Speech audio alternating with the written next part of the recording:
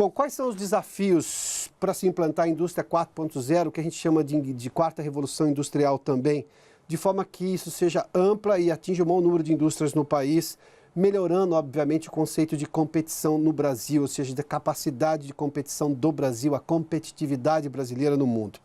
A internacionalização é uma realidade hoje, o Brasil já faz parte disso, há indústrias brasileiras que já fazem parte disso, mas é preciso criar um ambiente que favoreça a entrada de mais empresas nesse cenário.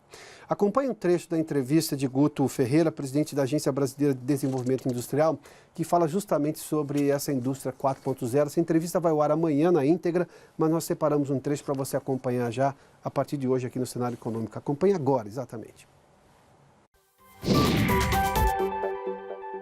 Nós temos uma média brasileira, eu não vou nem falar da média antes, mas eu vou falar, nós temos algumas empresas que estão absolutamente conectadas, multinacionais e empresas brasileiras, essencialmente brasileiras, estão conectadas com o mundo.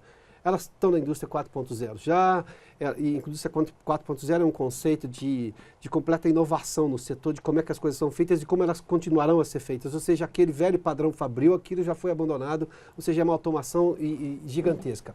Vamos lá. Mas eu tenho, ou seja, dentro do país, eu sei como as coisas funcionam e como elas devem funcionar no futuro. Mas funcionam agora, no presente.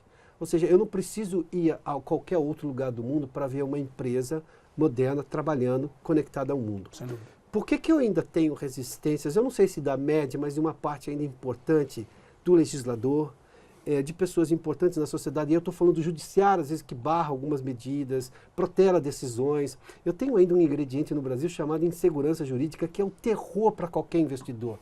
Insegurança jurídica, o espectador do cenário econômico sabe muito bem, é claramente aquilo. Eu entro no jogo sem saber qual é a regra pode mudar, e aí não dá. Aí ninguém é doido de entrar num jogo sem saber qual vai ser a regra.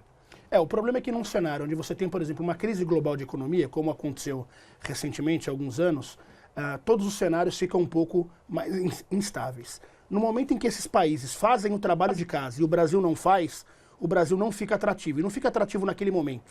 Ele não fica atrativo para sempre. Enquanto ele não fizer o trabalho de casa. Enquanto ele não faz, os outros vão ganhando terreno. Num cenário de economia globalizada, e aí eu estou falando de cadeia global de valor, dos produtos sendo internacionalizados, uma cultura exportadora, isso é absolutamente ruim. Uma das coisas que justifica esse pensamento errado no país é que a gente entende que os 200 milhões de habitantes, os mais de 200 milhões, são um mercado consumidor que podem suprir qualquer tipo de problema. E isso não é verdade. Por isso eu falei da colonização digital. O mercado, por exemplo, digital, as compras digitais pelos meios digitais, elas vão aumentar cada vez mais, respondendo por uma boa porcentagem do lucro dessas empresas. Cada vez que a gente não tem previsibilidade ou investimentos externos aqui, obviamente a gente fica para trás nesse jogo global. É por isso que eu disse que nós estamos hoje nessa fase de grupos ainda. O Brasil precisa dar um passo. O primeiro passo, eu reforço, é a reforma tributária.